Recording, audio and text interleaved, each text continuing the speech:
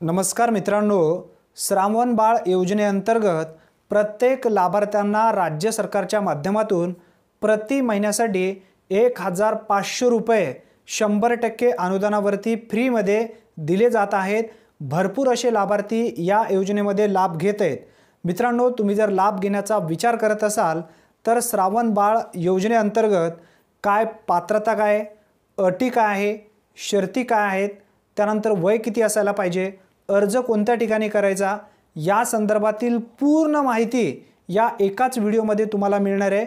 दुसरा व्हिडिओ पाहण्याची गरज सुद्धा लागणार नाही। अतिशय महत्त्वपूर्ण माहिती आहे। सामाजिक न्याय विशेष सहाय्य विभागाच्या अधिकृत पोर्टलवरती मी जाणार आहे आणि त्या ठिकाणी तुम्हाला सविस्तररित्या माहिती या व्हिडिओमध्ये पुढे देणार आहे। त्यासाठी नक्की व्हिडिओ शेवटपर्यंत पहा। तत्पूर्वी चॅनलवरती पहिल्यांदाच आला असाल तर चॅनलला सबस्क्राइब करून बेल नोटिफिकेशनला क्लिक करा। चला तर मग व्हिडिओ सुरू। मित्रांनो, सर्वप्रथम गूगलमध्ये MahaDBT-SAS या नावाने सर्च करा। या नावाने सर्च केल्यानंतर तुम्हाला पहिली वेबसाईट एक दिसेल गव्हर्नमेंट ऑफ महाराष्ट्राच्या माध्यमातली, आणि त्यानंतर दुसरी वेबसाईट तुम्हाला या ठिकाणी दिसणार आहे MahaDBT-SAS। आता MahaIT ऑर्गनायझेशनच्या माध्यमातून ही नवीन वेबसाईट सुरू करण्यात आली आहे। या वेबसाईटच्या माध्यमातून किंवा या पोर्टलवरती तुम्हाला जे काही निराधार योजनेचे पैसे राज्य सरकार आणि केंद्र सरकारच्या माध्यमातून दिले जात आहेत, अशा सर्व लाभार्थ्यांसाठी हा पोर्टल नवीन स्वरूपामध्ये तयार करण्यात आलेला आहे। आता या पोर्टलवरती आपण डिटेल्स माहिती समजून घेणार आहोत। श्रावण बाळ निवृत्ती अनुदान योजनेअंतर्गत लाभार्थ्यांच्या पात्रता, अटी, शर्ती काय आहेत, सर्व डिटेल्स समजून घेऊया। आता यावरती क्लिक करूया। क्लिक केल्यानंतर बघा, तुमच्या समोर सामाजिक न्याय विशेष सहाय्य विभागाअंतर्गत महाराष्ट्र शासनाची ही नवीन वेबसाईट आहे। आता याच वेबसाईटच्या माध्यमातून तुम्हाला जे काही तुम्ही अर्ज कराल, अर्ज केल्यानंतर स्थिती सुद्धा या ठिकाणी पाहता येणार आहे। जेव्हा तुम्ही मोबाईल उभी कराल तेव्हा लाभार्थी स्थिती म्हणून एक नाव दर्शवला जाईल। या ठिकाणी जेव्हा नाव येईल, मोबाईल नंबर किंवा रजिस्ट्रेशन नंबर टाकून तुम्ही सहजरित्या लॉग इन होऊन जाल आणि तुमची लाभार्थी स्थिती सहजरित्या तुम्ही पाहाल। आता आपण श्रावण बाळ निवृत्ती वेतन अनुदान योजनेसाठी पात्रता, अटी, शर्ती हे सर्व पाहायचे। हे पाहण्यासाठी आपण आता मार्गदर्शक सूचना यावरती क्लिक करूया। यावरती क्लिक केल्यानंतर मार्गदर्शक सूचनामध्ये सर्वप्रथम आपण एक व्हिडिओ घेतला होता संजय गांधी निराधार अनुदान योजनेसाठी नवीन पात्रता, अटी, निकष काय आहेत याबद्दलचा व्हिडिओ आपण पूर्वीच घेतलेला आहे। तो जर व्हिडिओ तुम्ही पाहिला नसेल तर नक्की एकदा पाहून घ्या। आता आपण श्रावण बाळ योजनेबद्दलची परिपूर्ण माहिती जाणून घेणार आहोत। मित्रांनो, या योजनेचे पूर्ण नाव आहे श्रावण बाळ सेवा राज्य निवृत्ती वेतन योजना। आता या योजनेचे पात्रतेचे निकष, अटी, शर्ती हे सर्व पाहून घेऊया। या ठिकाणी पहिला नंबरचा पॉइंट देण्यात आलेला आहे, किमान 15 वर्षापासून महाराष्ट्र राज्याचा रहिवासी असणे आवश्यक आहे जर तुम्ही या योजनेअंतर्गत लाभ घेऊ शकणार असाल तर। आता त्यानंतर दुसरी अट आहे, या ठिकाणी वयाची अट जी आहे 65 व 65 वर्षावरील वयोगटातील लाभार्थी या योजनेअंतर्गत लाभ घेऊ शकतात। तुमच्या कुटुंबातील तुमचे आई वडील असतील, आजी आजोबा असेल, यांना सुद्धा ही माहिती अतिशय महत्त्वपूर्ण आहे। किंवा भविष्यामध्ये जेव्हा तुमचं वय 65 किंवा 65 वर्षावर जाईल तेव्हा तुम्ही या योजनेअंतर्गत लाभ घेऊ शकता। त्यासाठी पात्रता, अटी, शर्ती हे सर्व माहिती असणं आवश्यक आहे। भविष्यामध्ये प्रत्येक व्यक्तींना ही माहिती कामाची आहे। आता पात्रता आपण समजून घेऊया। मित्रांनो, कुटुंबाचे नाव ग्रामीण शहरी भागाच्या दारिद्र्यरेषेखालील कुटुंबाच्या यादीत समाविष्ट असावे किंवा कुटुंबाचे वार्षिक उत्पन्न दिव्यांग लाभार्थ्यासाठी प्रतिवर्षी रुपये जो आहे 50,000 असणं आवश्यक आहे व इतर सर्व लाभार्थ्याकरिता 21,000 पर्यंत असणं आवश्यक आहे। आता दारिद्र्यरेषेमध्ये जर तुमचं नाव नसेल तर तुमचं जे उत्पन्न आहे वार्षिक, दिव्यांग जर तुम्ही असाल तर 50,000 असणं आवश्यक आहे, आणि इतर जे सर्व लाभार्थी आहेत अशा लाभार्थ्यांसाठी 21,000 वार्षिक उत्पन्न असणं आवश्यक आहे। दारिद्र्यरेषेमध्ये जर तुमचं नाव असेल तर उत्पन्नाची अट या ठिकाणी तुम्हाला राहणार नाही। आता त्यानंतर या योजनेअंतर्गत जो लाभ दिला जातो, निवृत्ती वेतन जो दिला जातो, तो किती रुपये दिला जातो हे समजून घेणं आवश्यक आहे। दारिद्र्यरेषेखालील कुटुंबाच्या यादीत नाव असलेल्या किंवा कुटुंबाचे वार्षिक उत्पन्न 21,000 पर्यंत असलेल्या लाभार्थ्यांना 1500 रुपये प्रति लाभार्थ्यांना दरमहा अर्थसहाय्य राज्य सरकारच्या माध्यमातून दिला जातो।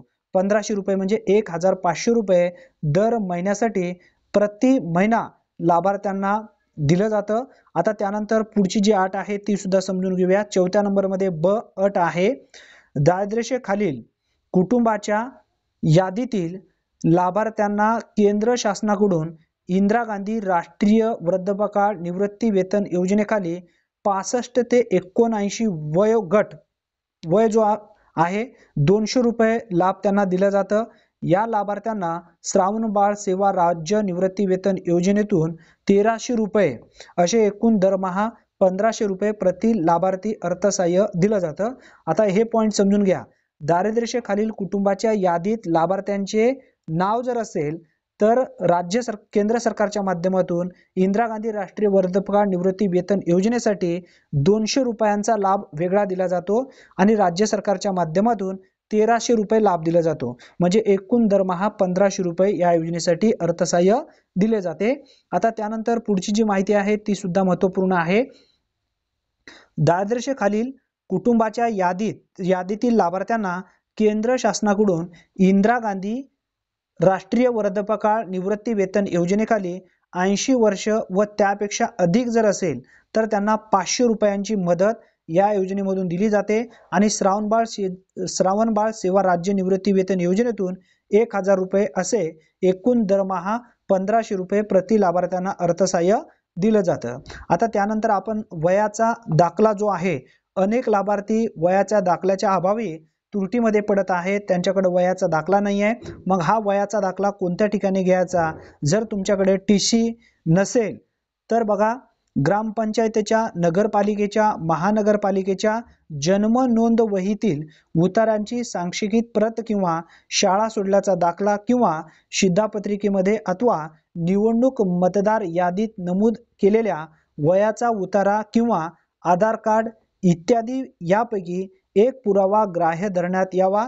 सदर पुरावा उपलब्ध नसल्यास ग्रामीण नागरी रुग्णालयाच्या वैद्यकीय अधिकारी किंवा त्यापेक्षा वरिष्ठ दर्जाच्या शासकीय वैद्यकीय अधिकाऱ्याने दिलेला वयाचा जो दाखला आहे तो ग्राह्य धरण्यात यावा, असा सुद्धा उल्लेख या ठिकाणी करण्यात आलेला आहे। वरील जे डॉक्युमेंट आता आपण पाहिलेले आहेत यामध्ये जर तुमच्याकडे नसेल तर ग्रामीण रुग्णालयाच्या वैद्यकीय अधिकारी यांचा वयाचा दाखला त्यांच्याकडून तुम्हाला घ्यायचा आहे। आता त्यानंतर वैद्यकीय प्रमाणपत्राच्या आधारे नमूद केलेले वय, सकृतदर्शनी दिसणारे वय यामध्ये तफावत नसेल याची दक्षता घ्यायला पाहिजे। त्याचप्रमाणे सर्वच वयाच्या दाखल्यावर वैद्यकीय अधिकाऱ्यांचे नाव, त्यांची नोंदणी क्रमांक व या दाखल्यांचा कोणत्या वैद्यकीय मंडळासमोर आव्हान देत येईल याची नोंद वैद्यकीय प्रमाणपत्रात नमूद करणे आवश्यक आहे। शक्यतो आधार कार्ड असेल, मतदान कार्ड असेल, जन्म नोंद असेल, टीसी असेल, एखादा तर पुरावा आपल्याकडे असतो। जर नसेल तरच तुम्हाला वैद्यकीय अधिकाऱ्याचा पुरावा लागतो। जर तुमचं डॉक्युमेंट वरील जर असेल तुमच्याकडे तर वैद्यकीय अधिकाऱ्यांचं प्रमाणपत्र तुमच्याकडे असणं आवश्यक नाही वयाच्या दाखल्यासाठी। आता त्यानंतर उत्पन्नाचा दाखला जो आहे, उत्पन्नाच्या दाखल्यासाठी तहसीलदार किंवा उपविभागीय अधिकारी यांनी दिलेला दाखला किंवा दारिद्र्यरेषेखालील कुटुंबाच्या यादीमध्ये त्या व्यक्ती कुटुंबाचा समावेश असल्याबाबतचा सांख्यिकीत उतारा तुमच्याकडे असणं आवश्यक आहे। आता त्यानंतर रहिवासी दाखल्यामध्ये ग्रामसेवक, तलाठी, मंडळ निरीक्षक यांनी दिलेला रहिवासी असल्याबाबतचा दाखला किंवा कोणत्या न्यायालयाने दिलेला रहिवासी दाखल्याचा ग्राह्य या ठिकाणी धरण्यात येईल असा सुद्धा उल्लेख या ठिकाणी करण्यात आलेला आहे। न्यायालयाने जर तुमच्याकडे ग्रामसेवक, तलाठी किंवा मंडळ अधिकाऱ्यांनी जर दिलं नाही तर एखाद्या न्यायालयाचा तुमच्याकडे रहिवासी दाखला असणं आवश्यक आहे। वरील प्रमाणे तुम्हाला रहिवासी दाखला ग्रामसेवकाकडून सहजरित्या मिळून जाते। आता त्यानंतर शासनाच्या अन्य कोणत्याही योजनेखाली नियमित मासिक आर्थिक लाभ घेत असलेल्या व्यक्ती श्रावणबाळ सेवा राज्य निवृत्ती वेतन योजनेखाली लाभ घेण्यास पात्र राहणार नाही। हे पॉइंट समजून घ्या। शासनाच्या अन्य कोणत्याही योजनेखाली नियमित मासिक आर्थिक लाभ जर तुम्ही घेत असाल तर तुम्हाला श्रावणबाळ सेवा राज्य निवृत्ती वेतन योजनेखाली लाभ दिला जाणार नाही, असा सुद्धा उल्लेख या ठिकाणी करण्यात आलेला आहे। आता त्यानंतर बघा, संजय गांधी निराधार अनुदान योजनेमधील लाभार्थी 65 वर्षांचे झाल्यानंतर त्या लाभार्थ्यांना श्रावणबाळ सेवा राज्य निवृत्ती वेतन योजना, इंदिरा गांधी राष्ट्रीय वृद्धापकाळ निवृत्ती वेतन योजनेमध्ये या योजनेच्या निकषांच्या अधीन राहून समावेश घेतले जाईल असा सुद्धा उल्लेख या ठिकाणी करण्यात आलेलं आहे। आता त्यानंतर शेवटचा पॉइंट आहे, एखाद्या विशिष्ट प्रकरणी शासनाकडे प्राप्त झालेल्या व विहित अटी पूर्ण करीत असलेल्या अर्जदारांचा अर्ज मंजूर करण्याचे अधिकार शासनाला सुद्धा राहणार आहे। मित्रांनो, हा अर्ज तुम्ही तहसील कार्यालय, सेतू केंद्र यांच्याकडे दाखल करू शकता। अर्ज कोणकोणते लागतात, कागदपत्रे कोणकोणते लागतात याबद्दल सुद्धा आपण वरती माहिती घेतलेली आहे। जर श्रावणबाळ राज्य निवृत्ती वेतन अनुदान योजनेअंतर्गत तुम्ही जर पात्र होत असाल तर नक्की अर्ज करून घ्या। तुम्ही जर पात्र झालात, या योजनेमध्ये जर तुम्ही पात्र झालात तर तुम्हाला प्रति महिना 1500 रुपये 100% अनुदानावरती दिले जात आहेत। महत्त्वपूर्ण योजना आहे। तुमच्या कुटुंबातील एखादा व्यक्ती या योजनेमध्ये जर बसत असेल तर नक्की लाभ घ्या। धन्यवाद मित्रांनो, पुन्हा भेटूया नवीन व्हिडिओमध्ये नवीन माहितीसह। तोपर्यंत जय हिंद, जय महाराष्ट्र।